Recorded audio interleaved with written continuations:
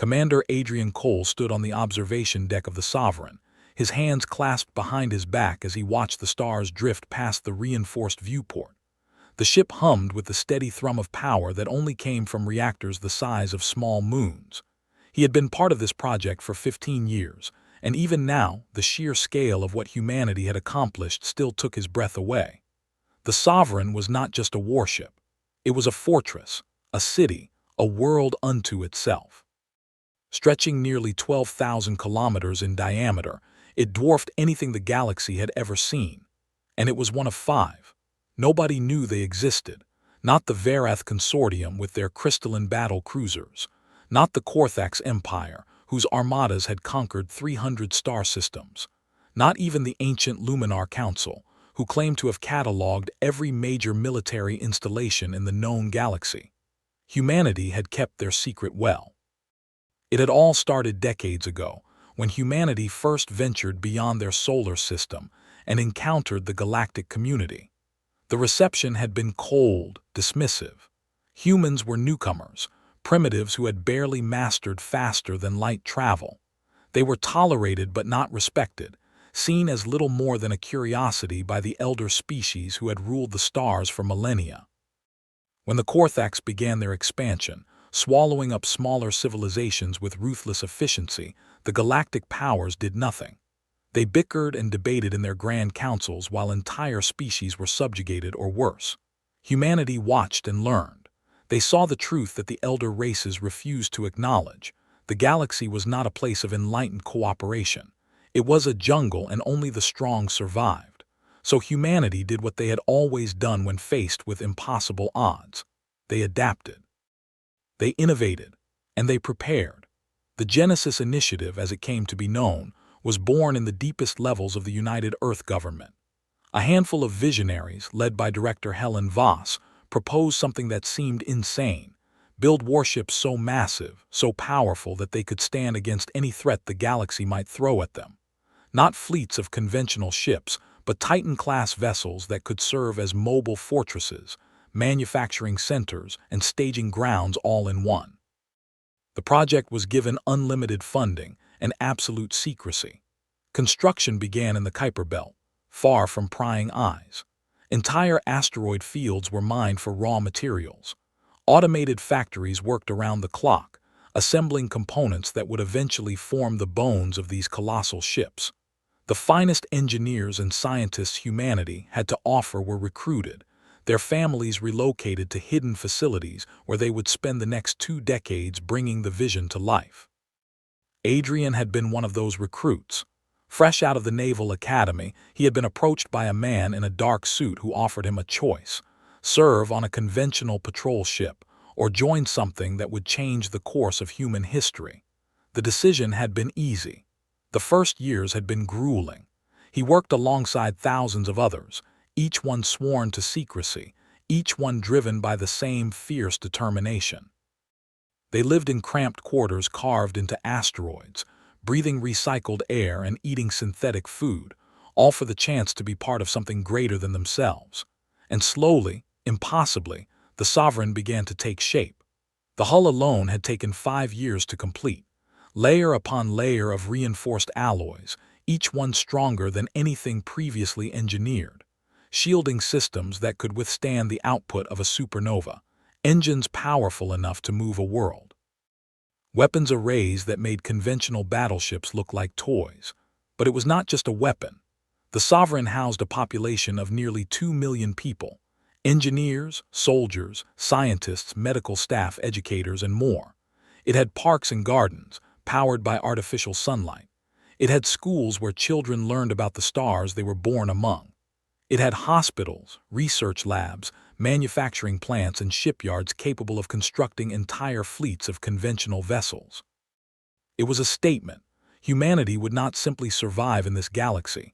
They would thrive. Adrian's thoughts were interrupted by the soft chime of his communicator. He tapped the device on his wrist, and the face of Captain Diana Morris appeared, her expression grave. "Commander, we have a situation. The Korthax just launched an assault on the Tarvan system." Adrian's jaw tightened. The Tarvan were a peaceful species, their civilization built on art and philosophy rather than war. They had no military to speak of, no defenses against an empire like the Korthax. The Galactic Council would issue statements of concern and do nothing else, just like they always did. "How long until they fall?" he asked. "Intelligence estimates less than a week. The Korthax have committed 3 battle groups. The Tarvan are evacuating what civilians they can, but most will be captured or killed." Adrian closed his eyes. He had known this day would come. For all their preparation, for all the secrecy, there would eventually come a moment when hiding was no longer an option.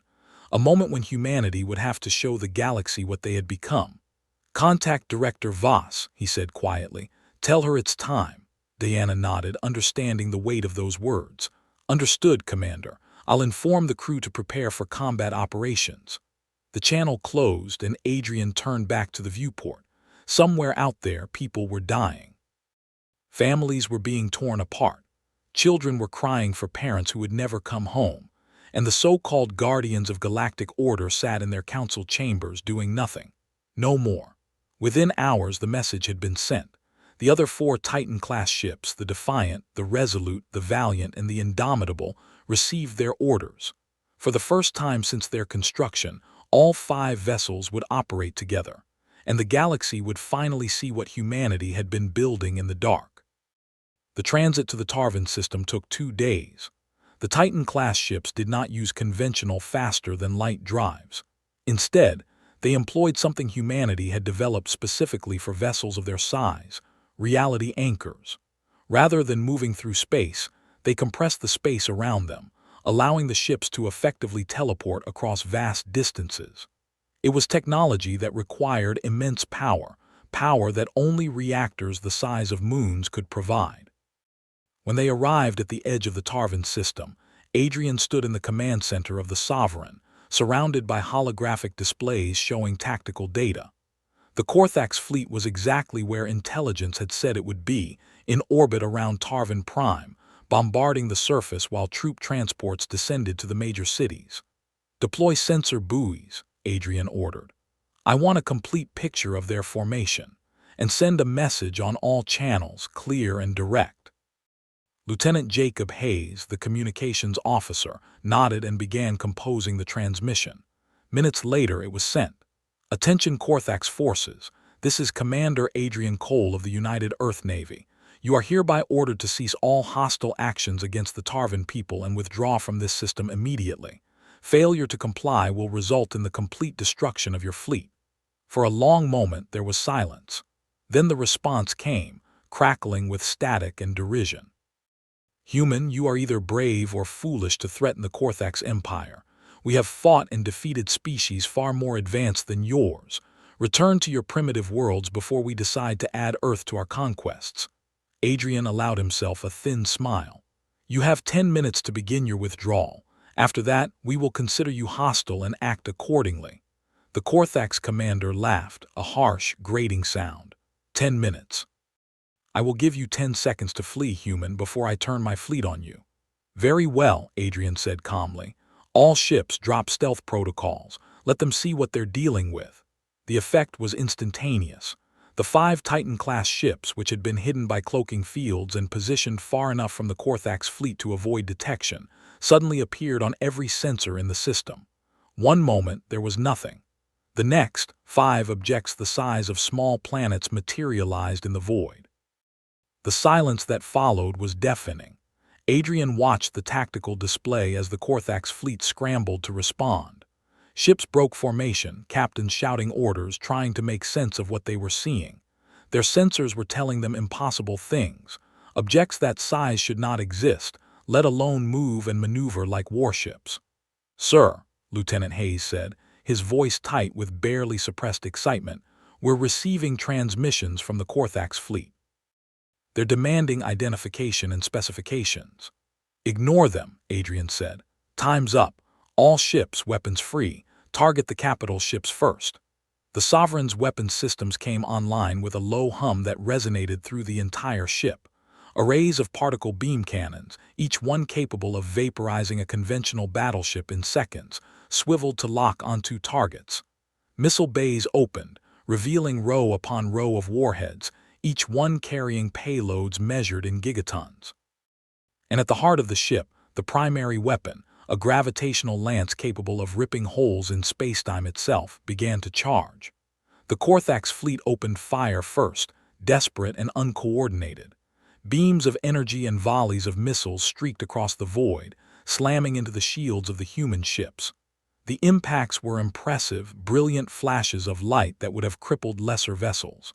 Against the Titan-class ships, they were barely noticed. The shields held effortlessly, dispersing the energy across surfaces measured in millions of square kilometers. "Return fire," Adrian said. The response was devastating. The Sovereign's particle beams lanced out, crossing the distance in fractions of a second. The first Korthax capital ship, a dreadnought nearly 2 kilometers long, simply ceased to exist. One moment it was there, shields flaring as it tried to absorb the incoming fire. The next, it was a cloud of superheated plasma, expanding rapidly into space. The other Titan-class ships followed suit. The Defiant unleashed a barrage of missiles, each one tracking its target with ruthless precision. Explosions blossomed across the Korthax formation as ships were torn apart by the sheer force of the detonations. The Resolute fired its gravitational lance, and a Korthax carrier folded in on itself, crushed by artificial gravity before it could even scream. Within minutes, the battle was over. The Korthax fleet, which had entered the system with such confidence, was reduced to debris. A few ships attempted to flee, their faster-than-light drives spooling up in desperation. The Indomitable put an end to that, deploying gravity wells that prevented any ship from jumping to light speed. Those vessels were boarded by human marines, their crews taken prisoner. Adrian watched the tactical display as the last Korthax ship surrendered. The entire engagement had lasted less than 20 minutes. 3 Korthax battle groups over 300 ships had been annihilated or captured with 0 human casualties. "Casualties?" he asked, though he already knew the answer. "None, sir," Captain Morris reported. "Shields held at 97% efficiency, all systems nominal." Adrian nodded. "Good. Send aid to the Tarvin, medical teams, supplies, whatever they need, and send a message to the Korthax homeworld." "What should it say, sir?" Adrian considered for a moment. "Tell them that humanity is no longer content to sit on the sidelines. Tell them that any further aggression against peaceful species will be met with the same response. And tell them that if they want war, we will give them a war they will never forget." The message was sent, and within hours it was spreading across the galaxy. The news of what had happened in the Tarvin system traveled faster than light itself, carried by traders, refugees, and the Korthax themselves, who were desperate to warn their empire of the new threat. Humanity had revealed themselves, and the galaxy would never be the same. In the weeks that followed, the response was swift and varied. Some species, like the Tarvin, celebrated humanity as saviors. Others, like the Verath Consortium, demanded explanations and assurances that these new warships would not be turned against them. The Luminar Council convened an emergency session, their members arguing bitterly about what this development meant for the balance of power. And the Korthax Empire, stung by their defeat, began to prepare for retaliation. Director Voss stood in the Situation Room deep within the Sovereign, reviewing the latest intelligence reports. Around her, holographic displays showed the movements of Korthax fleets, the shifting alliances of other species, and the growing unrest in systems that bordered human space. "They're consolidating," she said, her voice calm despite the gravity of the situation. "The Korthax are pulling back from their outlying conquests and gathering their strength. They're going to hit us with everything they have." Adrian, who had been summoned to the meeting, nodded. "We expected this. The question is, when and where?" "Intelligence suggests they'll strike at one of the border colonies first," said Lieutenant Commander Nicole Grant, the head of the Strategic Analysis Division. "They'll want to test our defenses, see how quickly we can respond. If they can isolate and destroy one of the Titan-class ships, it will embolden their allies and weaken our position." "They won't succeed," Voss said firmly. "We've spent decades preparing for this. The Titan-class ships are more than just weapons. They're symbols. And we will not let them fall." Adrian studied the displays, his mind racing through scenarios and contingencies. What about the other species? Will any of them support the Korthax? Nicole shook her head. Unlikely. Most of them are too afraid of what we've shown them. The Vareth are wary but neutral. The Luminar are calling for diplomacy, as always. A few minor powers might side with the Korthax out of fear, but they won't commit significant forces. Then we have a window, Voss said. A chance to end this before it escalates into a full-scale war. Adrian, I want you to take the Sovereign and the Defiant to the Korthax border. Make it clear that we're not backing down. And if they attack? Adrian asked. Voss met his gaze, her expression hard. Then we show them what it means to fight humanity. No mercy, no hesitation. The Sovereign and the Defiant arrived at the Korthax border 3 days later, positioning themselves in the neutral zone between human and Korthax space. The 2 Titan-class ships hung in the void like twin moons, their presence impossible to ignore. The Korthax response was immediate. A fleet of over 500 ships, including some of the Empire's most powerful dreadnoughts, began to assemble on the other side of the border. Scouts reported that more were on the way, drawn from every corner of Korthax territory. Adrian stood in the command center, watching the buildup with a mixture of anticipation and dread. This was it. The moment that would define humanity's place in the galaxy. Either they would prove themselves as a power to be reckoned with, or they would be crushed and relegated to obscurity. They're hailing us, Lieutenant Hayes reported. Put them through. The holographic display flickered, and the face of a Korthax warlord appeared. His features were sharp and angular, his eyes glowing with barely contained rage. Behind him, Adrian could see the command deck of a massive dreadnought, its crew working frantically to prepare for battle.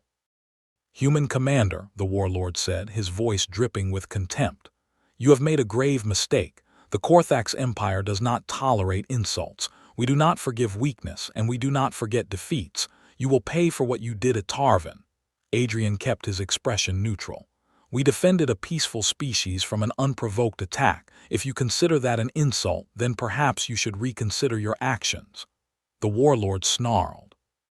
You speak of peace, yet you bring weapons of war to our borders. You think your giant ships make you invincible. We have fought civilizations that span galaxies. We have crushed empires that thought themselves gods. You are nothing, and we will prove it.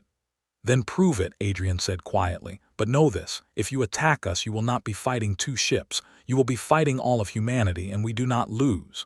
The warlord's eyes blazed with fury. So be it. You have brought this upon yourselves. The transmission cut out, and Adrian turned to his crew.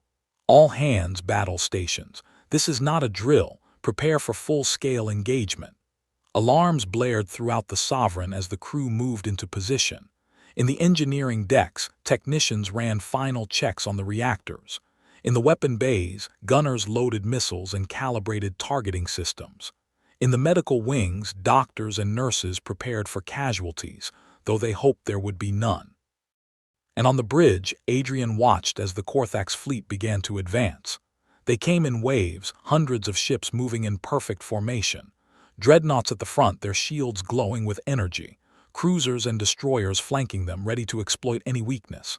Carriers in the rear, launching swarms of fighters that filled the void like angry insects. It was a sight to inspire fear in any opponent, but the Sovereign and the Defiant did not flinch. Range? Adrian asked. 2 million kilometers and closing, replied the tactical officer. Wait until they're within optimal firing range. Let them commit. The minutes stretched like hours as the Korthax fleet drew closer. Adrian could feel the tension on the bridge, the quiet determination of his crew. They had trained for this. They were ready. 1 million kilometers, the tactical officer reported. Weapons free. All ships engage at will. The Sovereign unleashed hell. Particle beams lanced out, each one striking with pinpoint accuracy.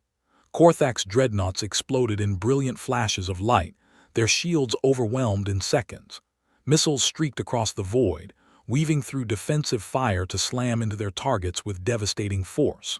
The gravitational lance fired, and entire sections of the enemy fleet were torn apart, ships crushed and shattered by forces they could not withstand. The Defiant added its firepower to the assault, its weapons just as deadly. Together, the two Titan-class ships carved through the Korthax formation like a knife through paper. The Korthax fought back with everything they had. Energy beams and kinetic projectiles slammed into the human shields, creating cascading bursts of light. Fighters swarmed around the Titan-class ships, trying to find weak points in their defenses. But it was like trying to chip away at a mountain with a hammer. The shields held, the weapons never stopped firing, and the Korthax fleet continued to die. Within an hour, the battle was decided. The Korthax fleet, once so confident and powerful, was in full retreat. Those ships that could still move turned and fled, their faster-than-light drives spooling up in desperation. The Titan-class ships did not pursue. There was no need. Adrian watched the tactical display as the last of the enemy ships vanished into the void. The battlefield was littered with debris, the remains of hundreds of Korthax vessels drifting silently in space. It was a graveyard, a testament to the price of arrogance.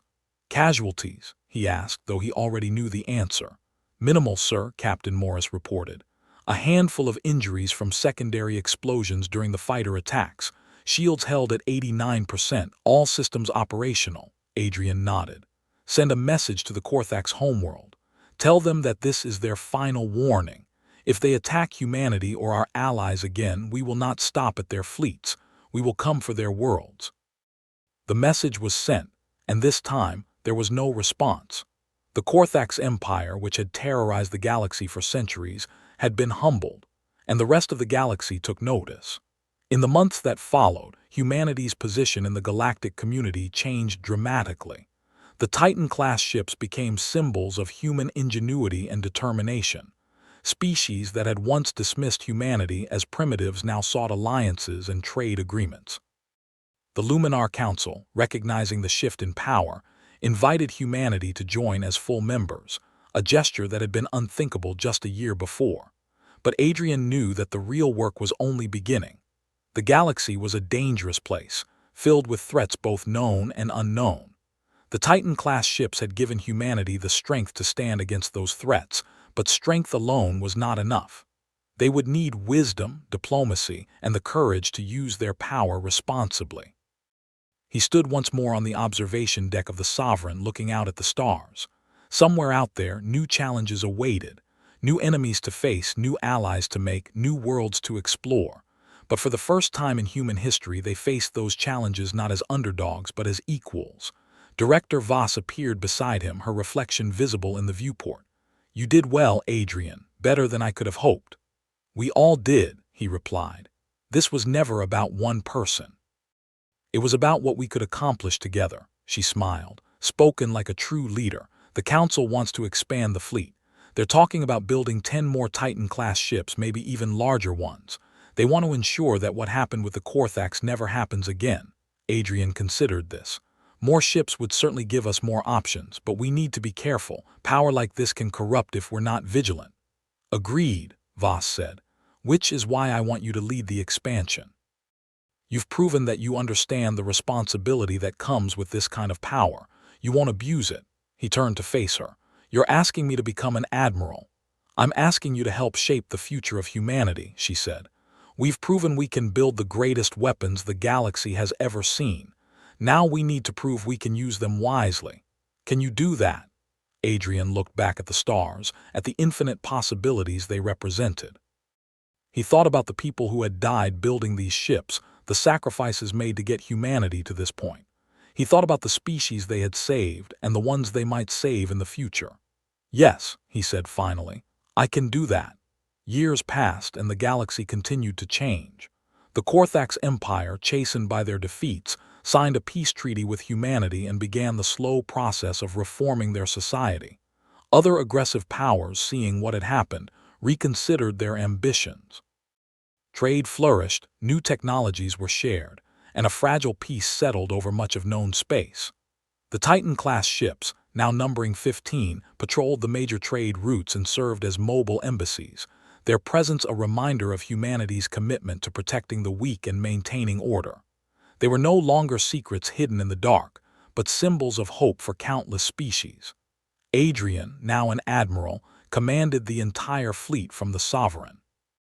He had aged in the years since the first battle, his hair graying at the temples, lines forming around his eyes. But his determination had not wavered. If anything, it had grown stronger. One day, as he reviewed reports from the frontier, an alert came through. A distress signal from a remote system, one that had no strategic value and little in the way of resources. Pirates, most likely, or some minor dispute between colonies. But Adrian had learned long ago that every call for help mattered. He ordered the nearest Titan-class ship, the Valiant, to investigate. Within hours, they discovered that the situation was far worse than expected.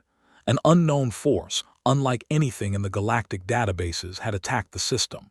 The attackers used weapons that defied conventional physics, ships that seemed to phase in and out of reality. It was a new threat, one that humanity had not prepared for, and it was spreading. Adrian called an emergency meeting of the fleet commanders. They gathered in the situation room aboard the Sovereign, their faces grim as they reviewed the data. "We don't know who they are or where they came from," said Captain Morris, now in command of the Defiant. "But they're powerful, maybe as powerful as we are." "Then we adapt," Adrian said. "We've done it before, we'll do it again. Humanity has always faced the unknown with courage and ingenuity. This will be no different." The other commanders nodded, their resolve hardening. They had come too far, sacrificed too much, to falter now. "Prepare the fleet," Adrian ordered. "We're going to the frontier, and we're going to show these invaders what it means to threaten the galaxy we've fought so hard to protect." As the Titan-class ships moved into formation, their engines glowing with barely contained power, Adrian felt a familiar sense of purpose. The galaxy was vast and full of dangers, but humanity would face them all, together, because that was what they had always done. Against impossible odds, against enemies that seemed unbeatable, against the darkness itself. Humanity endured, humanity adapted, and humanity prevailed. The Sovereign led the way, a beacon of hope in the endless night. Behind it, the other Titan-class ships followed, ready for whatever challenges lay ahead. And somewhere in the depths of space, the unknown invaders would soon learn what the Korthax had learned before them. That humanity was not to be underestimated. That they would defend their allies with everything they had, and that when pushed, when threatened, when faced with extinction, they would build weapons to shake the foundations of reality itself. The galaxy had never seen them coming, and now it would never forget them.